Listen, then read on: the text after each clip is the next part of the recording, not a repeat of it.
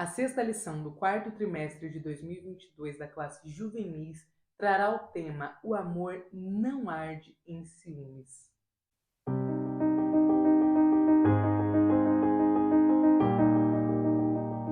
A paz do Senhor, querido aluno e professor da Escola Bíblica Dominical. Eu sou a irmã Dâmara e sou professora da EBD, na congregação em que sirvo ao Senhor aqui na Assembleia de Deus em Curitiba. E hoje eu estou aqui para que nós possamos comentar juntos a lição 6 da classe Juvenis. Antes de nós entrarmos na aula, eu quero pedir que você, por favor, deixe o seu like aqui neste vídeo. Após assistir a aula, deixe o seu comentário, me conte se você é aluno ou se você é professor da classe Juvenis, de onde você está me assistindo. Se tiver alguma dúvida ou sugestão, pode deixar aqui embaixo também. E se você não é inscrito, se é a primeira vez que você está aqui me ouvindo, se você chegou a este vídeo agora, inscreva-se aqui no canal. Desta forma você estará me ajudando a divulgar o trabalho que eu faço aqui e também mostrando ao YouTube como entregar este vídeo a outros alunos e outros professores da classe Juvenis. Conto com vocês. Vamos lá para a nossa aula? A lição será ministrada no próximo domingo, no dia 6 de novembro de 2022. E o tema será "O amor não arde em ciúmes". O versículo base está lá em Tiago, capítulo 4, versículo 5, e nos diz assim: "Ou cuidai vós que em vão diz a Escritura, o Espírito em que nós habita tem ciúmes?" A leitura bíblica em classe está registrada no Evangelho de João, capítulo 3, do versículo 22 ao 36. Professor, peça ajuda dos seus alunos para fazer a leitura destes versículos bíblicos. Como objetivos, nós temos 3. Primeiro, estudar sobre o ciúme e os perigos de arder em ciúme. 2. Explicar como vencer o ciúme. 3. Abordar o amor como elemento limitador do ciúme. Então, aqui no início, na introdução da nossa lição, nos diz que o ciúmes é um sentimento comum ao ser humano, mas em determinada proporção pode se tornar algo patológico e perigoso. O primeiro ponto traz o seguinte título: sobre o ciúme. Ponto 1.1. O conceito de ciúme. De acordo com o dicionário Hawaii, o ciúme é conceituado como um estado emocional complexo que envolve um sentimento penoso provocado em relação a uma pessoa de que se pretende o amor exclusivo, receio de que o ente amado dedique seu afeto a outrem, ou também como zelo. Estes são os conceitos de ciúme. No Antigo Testamento, o mesmo termo é usado para expressar inveja e zelo. O seu sentido pode denotar um sentimento depreciativo ou um sentimento positivo, para designar o zelo concentrado na pessoa amada. Já no Novo Testamento, utiliza-se o termo para indicar especificamente o ciúme também em dois sentidos, um depreciativo e outro positivo. Isso que nós iremos aprender aqui no ponto 1.2. A diferença entre o ciúme natural, que é o zelo, e o ciúme patológico. O ciúme natural é quando possuímos um sentimento de zelo, na intenção de cuidar, de querer o melhor para o próximo. Nós vemos isso na passagem de Êxodo, quando nos diz que porque o Senhor, o seu Deus, sou um Deus zeloso. Aqui o termo utilizado é tenho ciúmes de vós, sou um Deus que tenho ciúmes de vocês, ou seja, que cuido de você, que quero te ver bem, que não quero ver você se relacionando com outros deuses. Já o ciúme patológico, na maioria das vezes, não tem sentido. É uma mistura de sentimento de ódio, tristeza, insegurança, posse e necessidade de controle.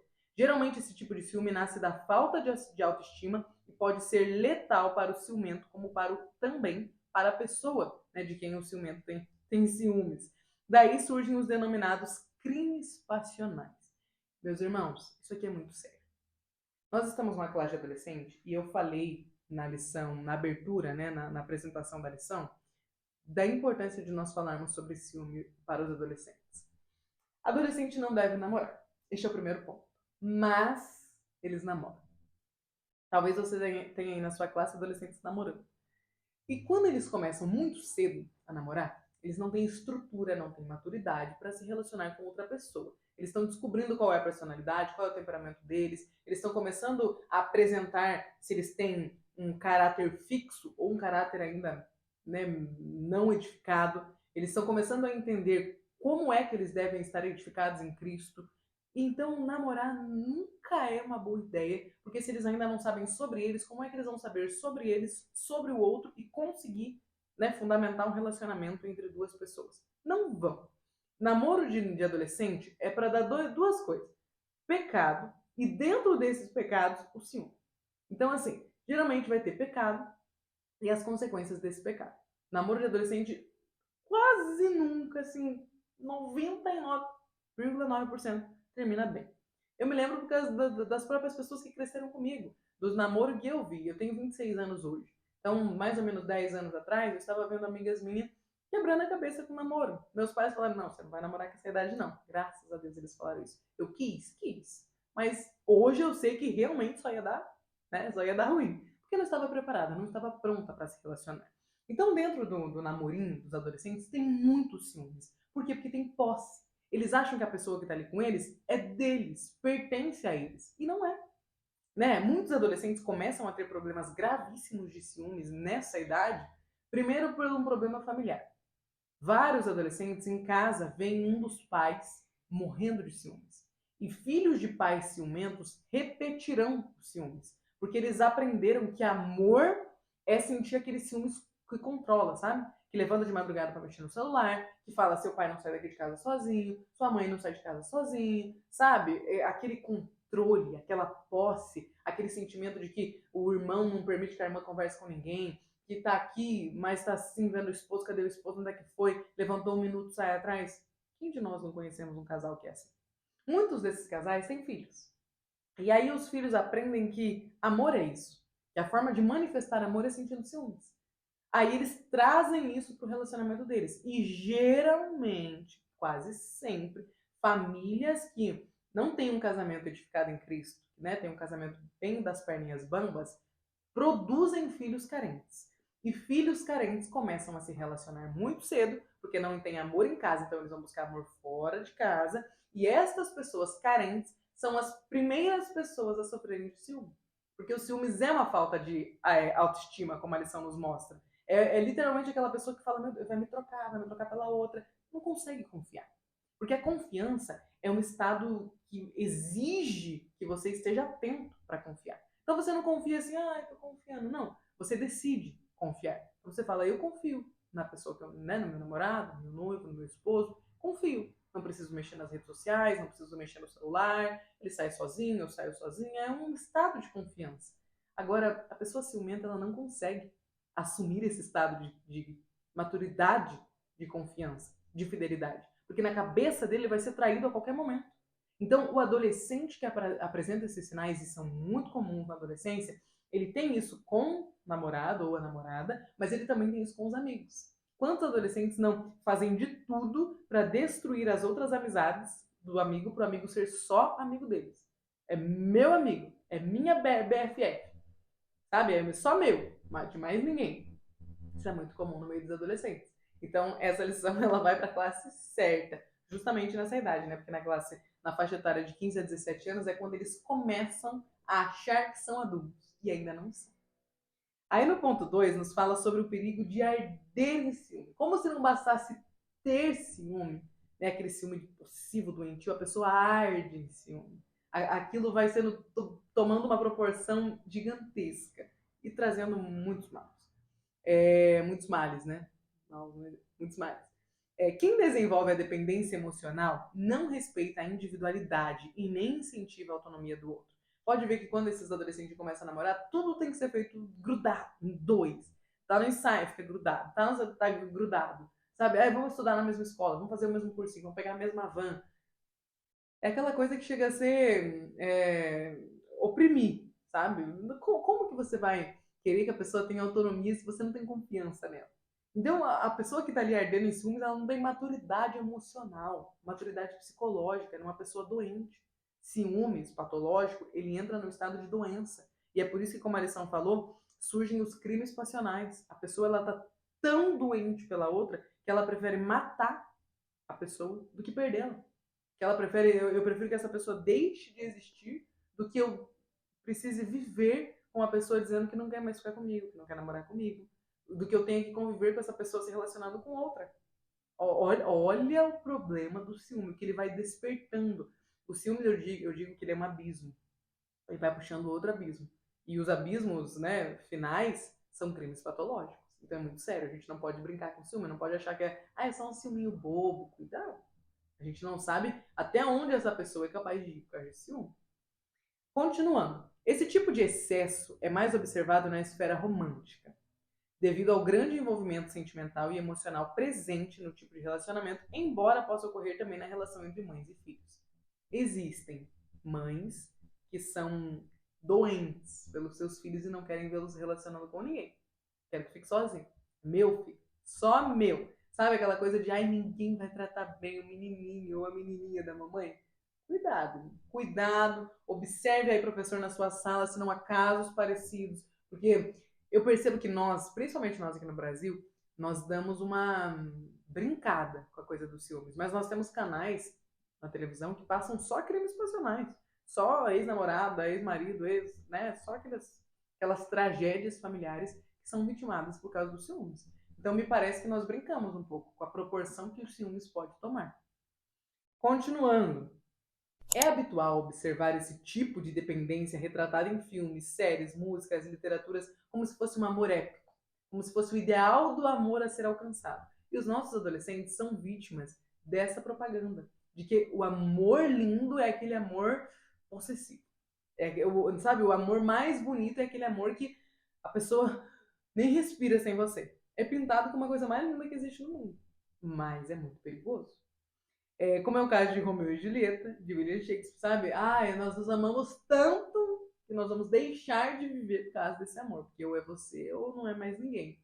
Esse tipo de declaração é muito séria, sabe? Ou é você ou não é mais ninguém. Ou você fica comigo ou não vai ficar com mais ninguém. Ou você é minha ou não vai ser de mais ninguém. Cuidado. Cuidado onde isso pode acabar. A dependência afetiva surge da insegurança de baixa autoestima, em que o indivíduo se prende a alguém para ser o centro da sua vida e sufoca esse indivíduo, consome toda a atenção desse indivíduo. Por quê? Porque tem que ser essa pessoa, não pode ser outra. E o jovem cristão deve ter cuidado de não desenvolver tal dependência em seus relacionamentos pessoais. Dependência afetiva é algo gravíssimo. A nossa geração de adolescentes que está vindo aí, né? Nossa, eu digo dos nossos alunos que estão chegando, é uma geração extremamente dependente. Por quê? Porque é uma geração que cresceu com pouco contato afetivo dos pais. Os pais caíram num pensamento maligno de que eu preciso dar para os meus filhos tudo que eu não tive, no âmbito financeiro. Então eu vou morrer de trabalhar para pagar a minha escola particular. Eu vou morrer de trabalhar para pagar o melhor cursinho da cidade.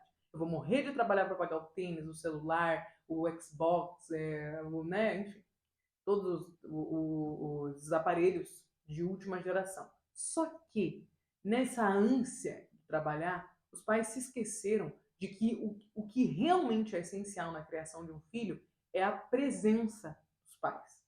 Porque estes pais precisam estar ali, sendo pais de seus filhos, exercendo sacerdócio sobre a vida dos seus filhos, pregando para os seus filhos, cumprindo o que a Bíblia nos ordena em Deuteronômio 6. Né? E das palavras que hoje te ordeno, falarás aos teus filhos, andando pelo caminho, quando se levantando, sentando na mesa, deitando, acordando. Aí, a ausência dos pais e a presença de coisas formou uma geração carente de ouvir eu te amo, carente de ter alguém abraçando, carente de ter alguém pegando na mão. E aí eles começam a namorar entre eles cada vez mais cedo. Por quê? Porque são carentes. Porque querem ouvir eu te amo.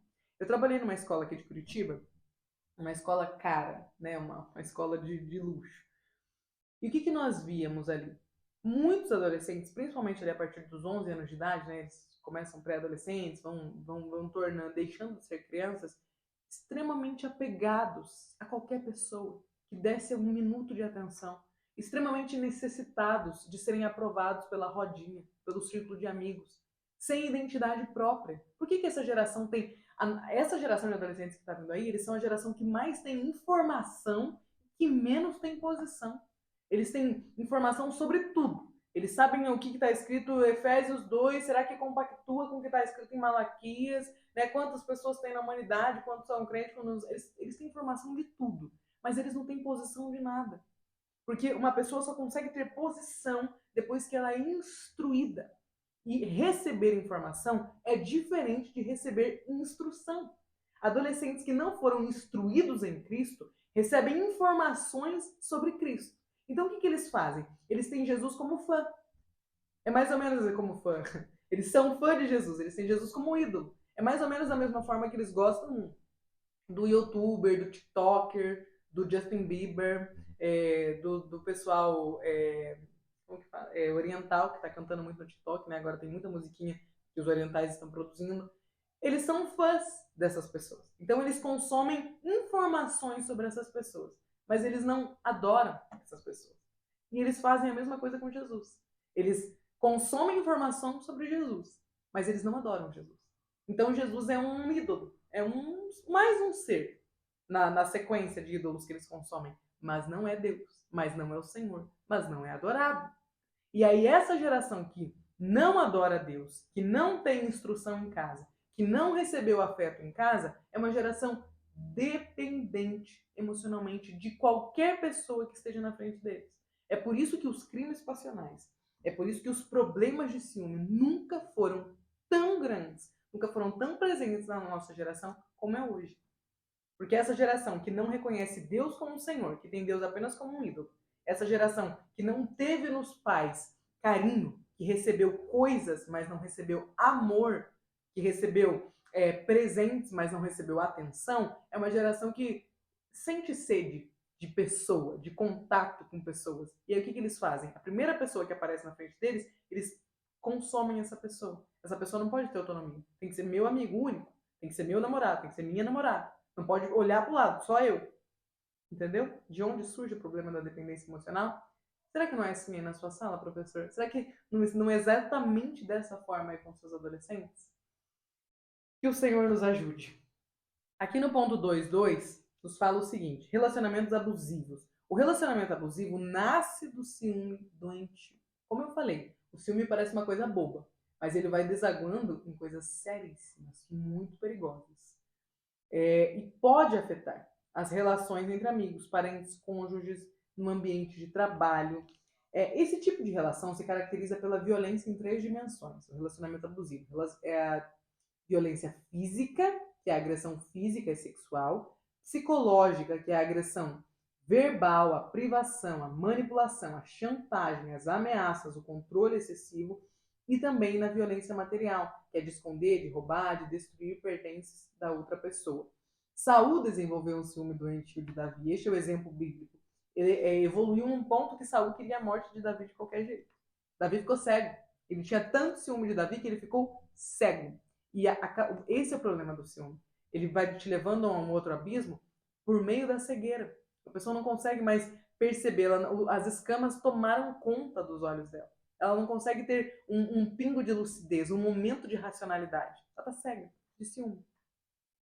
Que grave. Como isso é preciso, como é preciso tratar isso, para que nós não tenhamos casos como esse nas nossas igrejas, nas nossas classes de adolescentes. Professor, que o Senhor Jesus te use aí na sua classe de adolescentes, para que você possa falar para eles: ei, calma. Nesta idade, vocês devem ter um relacionamento profundo com Jesus, com os pais de vocês, com os amigos próximos a vocês, com vários amigos, conversar com várias pessoas. Não se apegar a uma pessoa como se essa pessoa fosse a salvação da sua vida. Não é. A salvação da nossa vida é Jesus, é Cristo, só. Continuando, ponto 2.3, os efeitos da relação abusiva. O ciumento doentio pode trazer uma série de prejuízos à vida da pessoa amada. Amada, né? Amada. Pois ela pode desenvolver ansiedade pelo medo de errar, de ser criticada ou agredida. A ansiedade pode ocasionar crises de pânico, pelo ambiente hostil e de constante ameaça. A pessoa que sofre abusos se torna instável emocionalmente, perde a identidade e o controle da própria vida, podendo desenvolver depressão e até levar ao suicídio. Será que não tem nenhum adolescente aí na sua classe passando por um relacionamento abusivo? Como a lição já nos explicou, às vezes nós achamos que relacionamento abusivo é só quando envolve agressão física. Mas muito antes disso, chantagem também é abuso. Sabe, se você me ama mesmo. Eu me lembro de adolescentes, quando eu trabalhava com adolescentes na igreja, uma das minhas, houve um término, um namoro entre 2 adolescentes, e a menina tinha uma galeria na igreja, e a menina falou: se você terminar comigo, eu vou me jogar de cima da galeria no culto à noite. Isso é um relacionamento abusivo. Porque está fazendo uma chantagem, uma ameaça. Está falando para outra pessoa, eu vou me matar se você me largar. E aí, meus irmãos? Aí, meus professores, como nós vamos lidar com isso dentro da igreja? Ambos filhos de cristãos, ambos pertencentes ao grupo de adolescentes, falavam em línguas estranhas no culto, mas na hora de se relacionar, o relacionamento era abusivo. Não era um relacionamento correspondente à palavra de Deus. Ponto 3. Superando o ciúme. A lição nos traz, graças a Deus, a forma de superar esse sentimento. Então, aqui no tópico 3.1, vai nos falar sobre exercer o domínio próprio e a paciência. O ciúme não é fruto do Senhor, não vem de Deus. Esse sentimento de posse, essa necessidade de chantagear o outro, essa necessidade de que o outro pertença apenas a você, isso não vem de Deus. Isso é concupiscência da carne.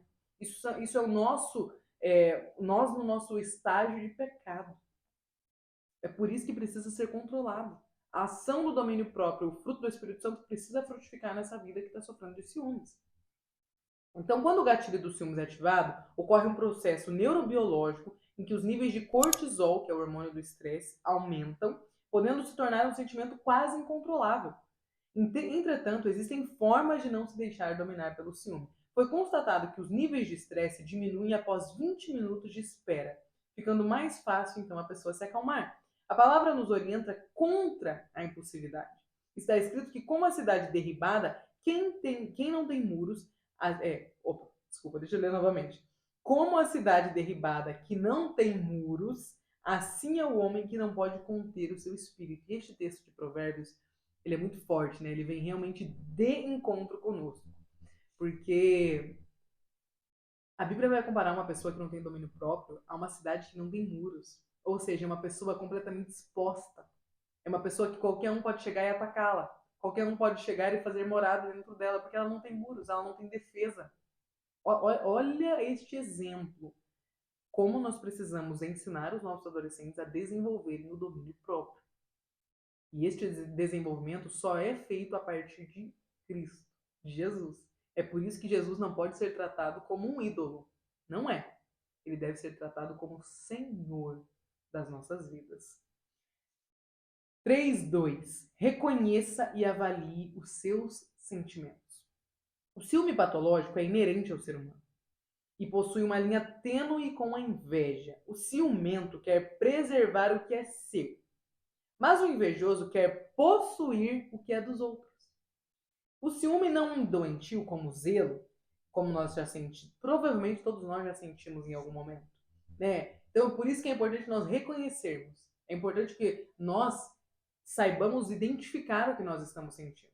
As nossas emoções, elas não devem ser deixadas de lado, mas elas também não devem ser o centro da nossa vida. As nossas emoções devem ser colocadas aos pés de Cristo. Então nós precisamos mostrar aos nossos adolescentes que eles devem orar, reconhecendo quem eles são e o que eles estão sentindo. Então vai lá e ora, Senhor, eu estou sentindo inveja do meu amigo. E eu não quero sentir inveja. Eu não quero ser uma pessoa invejosa. Então eu quero que o Senhor aplaque esse sentimento de inveja. Senhor, eu estou sentindo um ciúme, que não é mais um ciúme de cuidado, é um ciúme de posse. Da minha amiga, do meu namorado, dos meus pais. Eu quero que o Senhor me ajude a controlar isso. Eu quero desenvolver o domínio próprio. Então a nossa oração, nós não podemos ser guiados pelos nossos sentimentos e também não devemos empurrar os nossos sentimentos para debaixo do tapete. Nós devemos colocar os nossos sentimentos aos pés de Jesus e clamar por misericórdia e por libertação. É assim que se lida com os sentimentos. A nossa geração diz que os nossos sentimentos não podem ser deixados de lado, nós devemos abraçar os nossos sentimentos, agarrar... Não, isso não é bíblico. Na Bíblia nós aprendemos que os nossos sentimentos devem estar aos pés da cruz. Então, inveja que você está sentindo, coloca aos pés da cruz. Medo que você está sentindo, coloca aos pés da cruz. Ansiedade, coloca aos pés da cruz. O apóstolo Paulo já nos falava, não estejais ansiosos, antes que as vossas ansiedades, que os vossos temores sejam apresentados em oração diante de Deus. Nós não devemos pegar os nossos sentimentos, sejam eles bons ou ruins, e transformá-los em quem nós somos. Eu sou uma pessoa ciumenta. Não. Coloca isso aos pés de Cristo e fala, Senhor, eu não quero ser uma pessoa ciumenta. Eu preciso aprender a lidar com isso, eu preciso que isso seja tirado de mim. É assim que nós devemos lidar com os nossos sentimentos, inclusive com o sentimento de ciúme, com a inveja. Precisa estar aos pés de Jesus. Precisa ser mortificado em nós. Amém? Aí aqui a lição nos mostra que revestir-se de Cristo é opção para tratar o ciúme. Mas revestivos do Senhor Jesus Cristo e não tenhais cuidados da carne e suas concupiscências. Romanos 13, 14. Exatamente como eu falei agora. Tem que estar aos pés de Cristo. E aqui no 3.3 nós temos o peça ajuda a Deus, que é o que eu acabei de dizer. Deus é o maior interessado em nos curar. Deus é o maior interessado em nos tratar. É que nós muitas vezes subjugamos, não. Nós, meu Deus do céu, esqueci a palavra. Nós subestimamos a ação do Espírito Santo. Nós subestimamos o poder de Deus. Nós queremos dizer até onde Deus pode trabalhar na nossa vida. Ah, na minha inveja Deus não entra. É só uma invejinha. É só um pecadinho. Cuidado com os pecadinhos domésticos. Sabe aqueles pecadinhos que a gente fala, não é adultério. Não é roubo. Não é fornicação. É só uma invejinha. É só um ciúmes. Pouquinha coisa. Sabe, eu não tô pecando. Cuidado, cuidado. Esses pecadinhos vão ruminando e vão servindo como pedra de tropeço. Nós não podemos subestimar a ação de Deus. Nós devemos dizer ao Senhor, Senhor, eu me entrego integralmente ao Senhor. Me purifica dos pés ao dedinho do pé. Tudo, limpa tudo. Toda a minha mente seja colocada diante do Senhor. E todo e qualquer pensamento que não seja bom, que não venha de ti, caia por terra. Não subestime a presença do Senhor Jesus. Não subestime o poder da ação do nosso Pai. E no ponto 4, o último, nos fala que o verdadeiro amor é libertador. O amor é paciente, é benigno, tudo crê, espera, suporta e não se porta com indecência. O amor não é controlador ou manipulador. Ele oferece às pessoas raízes, sentimento de pertencer, e asas, sentimento de liberdade. O ciúme aprisiona pelo medo cego de perder alguém. O amor não arde em ciúmes, pois o amor liberta. Jesus, com o seu imenso amor, nos libertou das prisões do pecado e com ele devemos aprender a amar as pessoas e não a tentar ser o dono delas e não querer torná-las nós mesmos, não querer que eles sucumbam a nós. Sabe, a pessoa não pode ter ninguém, deve ser só ele. Isso não é de Deus. Esse não é o amor que a Bíblia nos apresenta e chama de bom e diz que vem de Deus. Os discípulos de João Batista ficaram com ciúmes, porque o ministério de Jesus ganhava mais relevância que o de João. Sabiamente, o profeta respondeu: é necessário que ele cresça e eu diminua. Amém? Que o Senhor Jesus nos ajude a mostrar aos nossos adolescentes que o ciúme não deve ser tratado como um pecadinho de estimação, só um ciúminho, só um sentimentozinho bobo. Não. Nós precisamos colocá-lo ao pé da cruz. Se você sente ciúme, se um dos seus alunos sente ciúme, ensine-os a contar isso ao Senhor, a confessar este pecado e a pedir ajuda dos céus para superar o ciúme. Amém? Eu desejo que Jesus Cristo te abençoe aí na sua aula neste domingo, professor. Desejo que o Espírito Santo coloque as palavras certas na sua boca e que os seus alunos sejam impactados pela verdade da palavra de Deus. Amém? Deus abençoe e até a próxima aula.